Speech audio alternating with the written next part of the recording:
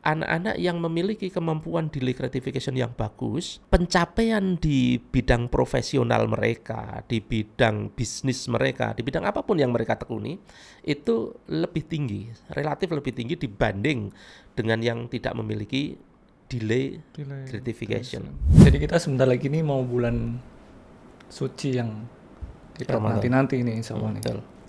Bulan Ramadan. Jadi setiap tahun selalu hadir, berulang, dan alhamdulillah kita dimudahkan untuk ketemu bulan itu. Amin. Ini gimana, Tat? Tahun demi tahun ini harus ada peningkatan ya? Iya, betul. Yang paling mudah bisa kita lakukan tuh apa ya? Kalau orang-orang mungkin berhijrah, wah ketemu puasa lagi. Artinya bagaimana Ramadan besok itu kita lebih meningkat dari sebelumnya gitu ya. Iya. Ya.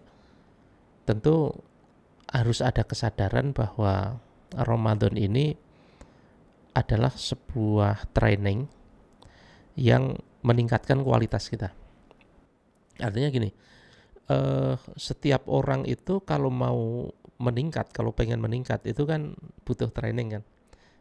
Pebisnis mau ningkatin skill, training gitu kan. Bahkan ya anak aja, seorang anak tumbuh dengan sekolah gitu kan. Ada proses belajar. Nah, Ramadan ini pahamilah bahwa itu sebuah training yang akan meningkatkan kualitas kita. Maka kemudian ketika kita masuk bulan Ramadan itu kita benar-benar serius. Seperti halnya orang masuk training itu kan dipersiapkan dengan serius. Nah, kalau kita bermula dari sebuah pemahaman bahwa Ramadan ini adalah sebuah training untuk meningkatkan kualitas diri kita, insya Allah kita dalam menjalani Ramadan ini lebih serius gitu. Kadang-kadang kan ada nih orang yang ketika masuk dalam pelatihan, ada yang serius, ada yang setengah serius, ada yang mungkin tidak terlalu serius, beranggapan bahwa pelatihan lagi gitu. Ramadan juga sama mungkin ya, ada yang tidak. Nah, ini gimana nih teman-teman kita nih sudah berulang gitu ya. Sudah berulang. Ya, agar kita menemukan sesuatu hal yang baru biar tidak berulang, maka kita mempelajari hal baru gitu. Kalau kita Ramadan ini tidak mempelajari hal baru, tentu saja Ramadan ini akan sama dengan Ramadan sebelumnya. Kalau setiap Ramadan kita tidak mempelajari hal baru, tidak mempersiapkan dengan bekal-bekal yang baru, tentu ya akan tidak ada bedanya lagi gitu. Maka apa sih bekal baru yang akan kita gunakan untuk menyongsong Ramadan tahun ini? Nah gitu. Itu yang bisa menjawab mungkin masing-masing ya. Ya masing-masing. Tetapi setidaknya mungkin kita bisa tawarkan ya, bisa tawarkan satu perspektif yang mungkin bisa dijadikan sebagai bekal untuk memasuki Ramadan kali ini. Apa itu? Jadi gini, orang yang menahan diri seperti halnya orang puasa, itu secara sunatullah itu memang akan mengantarkan dia kepada pencapaian yang lebih tinggi. Itu sunatullah. Namanya sunatullah itu pasti ketika dilakukan penelitian, dilakukan eksperimen, itu akan mendapatkan hasil yang relatif sama gitu. Dan ini pernah dilakukan sebuah penelitian tentang ini. Ada ya? Ada. Oleh Profesor Walter Mischel. Di kalau dari namanya orang Eropa ya? Ya, di Stanford University. Jadi Profesor Walter Mischel membuat sebuah penelitian, ini sudah lama penelitiannya, tahun 1972. Tahun 1972, beliau membuat sebuah penelitian yang diberi judul Marshmallow Experiment. Betul ya penyebutannya, marshmallow preman itu loh, permen anak-anak itu loh. Nah, jadi penelitiannya kurang lebih begini. Beliau mengumpulkan beberapa orang anak. Ada beberapa penelitian, nanti saya ceritakan, sama tetapi dengan varian yang berbeda. Nah, yang varian pertama itu kurang lebih diikuti oleh 32 orang, 16 laki-laki, 16 perempuan, anak-anak TK. Ya, TK-nya Stanford kecil, gitu, ya. TK-nya Stanford. Mereka diberikan satu ruangan itu, masing-masing anak satu ruangan. kemudian dikasih meja, anak itu duduk di depan meja, dikasih piring, kemudian diberikan satu marshmallow di piring depannya. Kemudian dikatakan kepada dia, kamu saya beri satu marshmallow ini, kamu boleh memakannya sekarang juga, atau kamu boleh menungguku nanti datang. Kalau di dalam penelitian itu dikatakan antara 15 sampai 20 menit. Ditinggal gitu ya? Tapi dia enggak bilang 15. Pokoknya saya tinggal, kamu boleh memakannya langsung atau boleh menungguku datang lagi. Kalau kamu nanti menungguku datang lagi, tidak memakan sampai aku datang lagi, kamu akan dapat satu lagi marshmallow. Atau dapat jajanan lain yang kamu inginkan gitu. Itu semua anak diperlakukan sama. Kemudian setelah beberapa saat dan Profesor Walter Mischel datang lagi ke ruangan, itu ternyata hasilnya beda. Ada 3 golongan. Golongan pertama, anak yang langsung memakannya. Begitu Profesor Walter Mischel keluar ruangan, dia langsung memakannya. Kemudian yang kedua, dia pengen dapat marshmallow yang kedua, kemudian dia menunggu, tetapi nggak tahan, nggak kuat, gelisah terus, kemudian akhirnya dimakan juga gitu. Dan yang ketiga, anak-anak yang memang betul-betul bisa menahan diri, kemudian ketika Profesor Walter Mischel datang, dia mendapatkan marshmallow yang kedua. Beliau memberi judul ini delay gratification. Kemampuan untuk delay gratification, menunda kesenangan demi satu pencapaian lain gitu. Menunda kesenangan demi suatu pencapaian yang lain. Nah, kemudian beliau mencatat itu. Si A, B, C, D bisa menahan diri. Si E, F, G, H menahan diri tetapi tidak sampai selesai gitu kan. Kemudian ada yang lainnya tidak bisa menahan diri sama sekali. Kemudian 20 tahun berikutnya, beliau melakukan penelitian lagi terhadap anak-anak tadi. 3 kelompok anak tadi. Kelompok yang bisa menahan diri, kelompok yang tengah, dan kelompok yang sama sekali tidak bisa menahan diri. Orang yang sama gitu. Memang sudah dipantau gitu. Nah, 20 tahun berikutnya, yaitu berarti tahun 1992 ya, 1992, diteliti ternyata anak-anak yang memiliki kemampuan delay gratification ini hasil akademiknya lebih tinggi. Ya sebagai sebuah hasil penelitian ya. Tentu ada relativitas, tetapi secara umum menunjukkan bahwa orang-orang yang memiliki kemampuan delay gratification itu hasilnya lebih tinggi dibanding yang tidak. Kemudian 20 tahun lagi, berarti 40 tahun sejak 1972, berarti 2012. Tahun 2012 dilakukan sebuah penelitian lagi. Ini penelitian yang sangat panjang. Dan ternyata lagi-lagi ditemukan sebuah pola. Anak-anak yang memiliki kemampuan delay gratification yang bagus itu pencapaian di bidang profesional mereka, di bidang bisnis mereka, di bidang apapun yang mereka tekuni itu lebih tinggi, relatif lebih tinggi dibanding dengan yang tidak memiliki delay gratification. Nah, kalau kita lihat kan berarti secara sunatullah orang-orang yang mampu dan memiliki kemampuan delay gratification itu dia bisa memperoleh hasil yang lebih besar, hasil yang dia inginkan dibanding orang yang tidak bisa menahan diri gitu. Ya contohnya begini, seorang pebisnis yang baru mulai bisnisnya gitu kan, kemudian dia tidak mempunyai kemampuan delay gratification. Bisnis baru berjalan udah kredit mobil gitu misalnya, udah kredit rumah gitu misalnya, udah gitu kredit kan. Riba lagi. Nanti riba kita bahas sendiri ya. Ini bukan masalah ribanya dulu gitu. Ya tentu dalam kondisi bisnis awal ya akan mengganggu kan. Tapi gini Dad, maaf saya potong. Tentunya kalau kita berhubungan dengan kesuksesan seseorang, baik itu ketika di usia 20 atau 40, tentunya kita tidak bisa lepas dari takdir ya.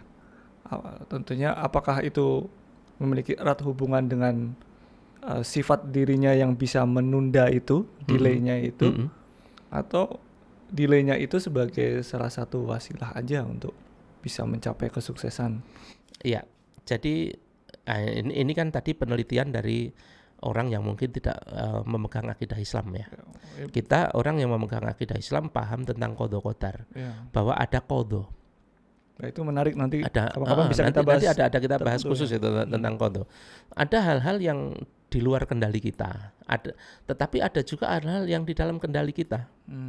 Menahan diri dari kenikmatan itu kan di wilayah yang di dalam kendali kita, gitu kan? Menahan diri yang berada di wilayah. Itu kan di wilayah kita. Di wilayah kita. Pengendalian diri kita. Pengendalian diri itu kan di wilayah kita.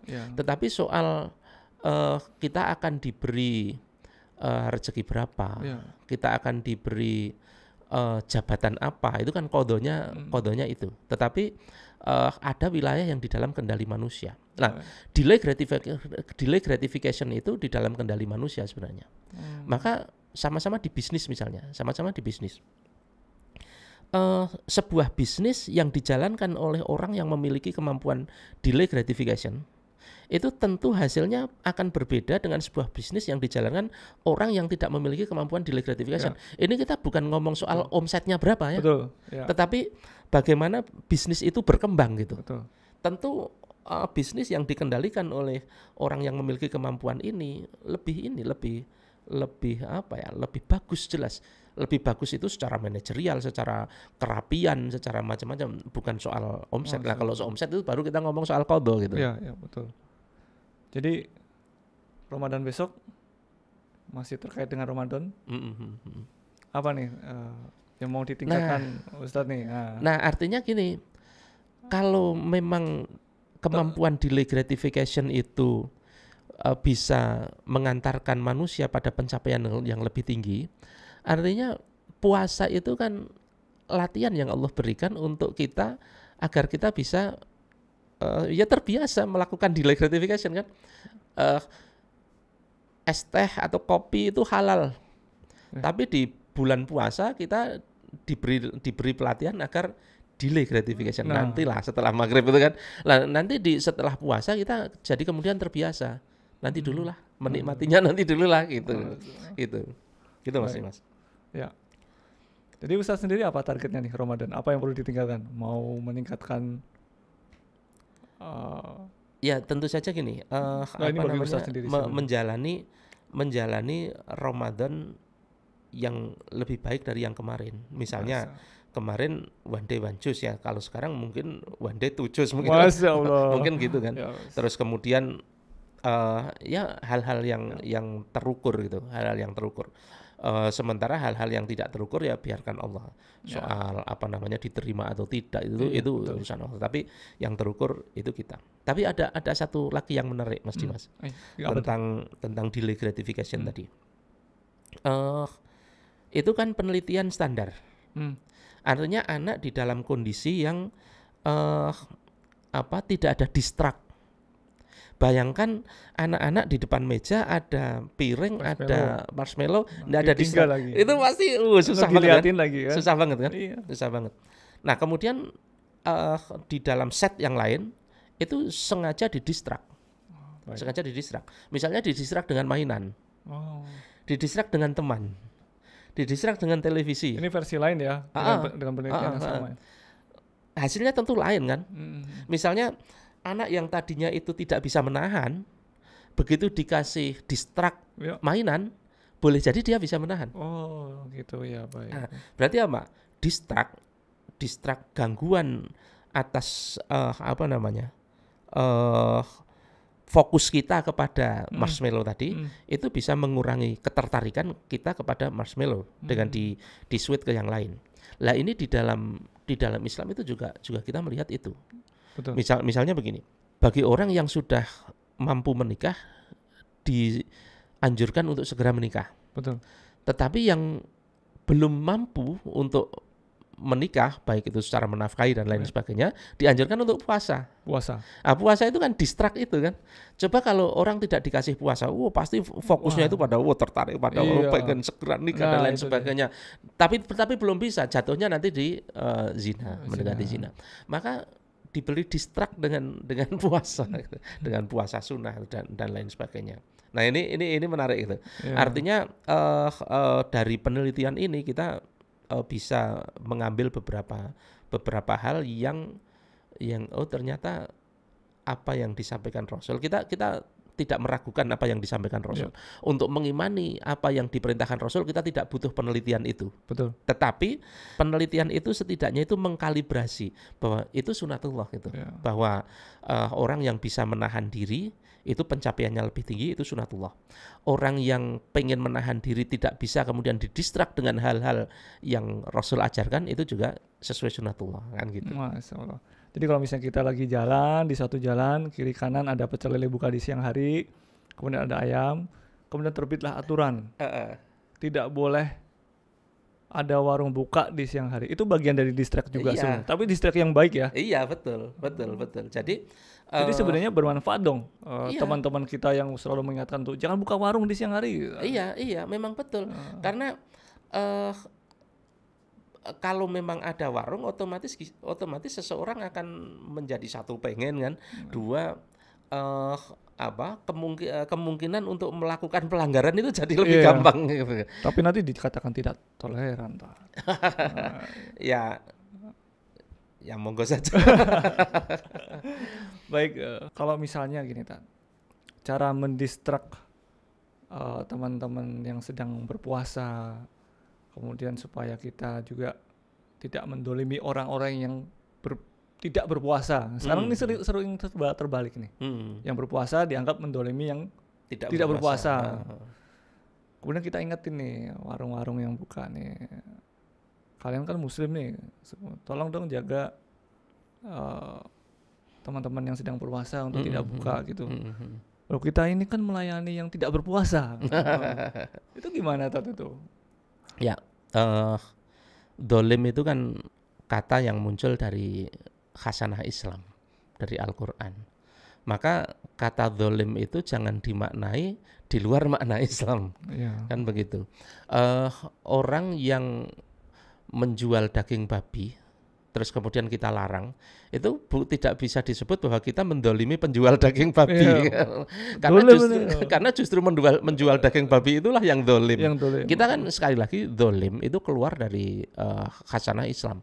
Maka kembalikanlah ke konteks Islam. Nah, maka dalam hal ini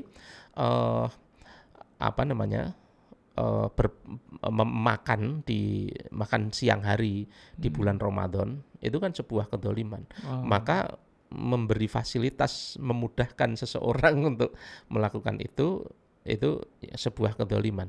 Tetapi bukan berarti terus kemudian tidak bisa melayani orang yang tidak berpuasa, karena pada dasarnya kan ada orang yang diperbolehkan tidak berpuasa, misalnya musafir, wanita yang sedang haid dan lain sebagainya. Maka jualan, tetapi tentu saja ada adabnya. Nah, saya pikir gitu. Ada adabnya ya. Baik, saya kira cukup